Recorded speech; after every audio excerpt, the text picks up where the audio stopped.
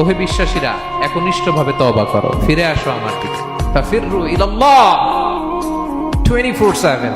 পৃথিবীর কোনো দরজা 24 ঘন্টা খোলা থাকে না।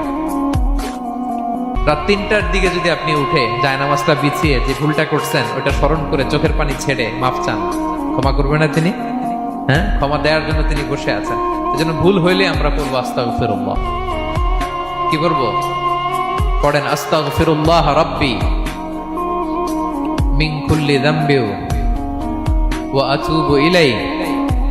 পড়েন আস্তাগফিরুল্লাহাল্লাযী লা ইলাহা ইল্লা হুয়াল হাইয়ুল কাইয়্যুম ওয়া আতুবু ইলাইহি। এটা পড়ে আল্লাহর কাছে ফিরে আসবেন, অনুতপ্ত হবেন, আল্লাহ ভুল করে ফেলেছে, আল্লাহ তুমি ক্ষমা করো, আল্লাহ তুমি ক্ষমা করো, আল্লাহ আমরা ভুল করে ফেলেছি। ভুল সবাই করে, কেন করে? হ্যাঁ, কুল্লু ইবনে আদম খাত্তা। বিষ্ণু বলেন তোমরা সবাই ভুলকারী, কিন্তু ওয়া খায়রুল খাত্তাইনা আত-তাওয়াবুন। এই ভুলকারীদের মধ্যে শ্রেষ্ঠ যে ভুল করেই তওবা করে।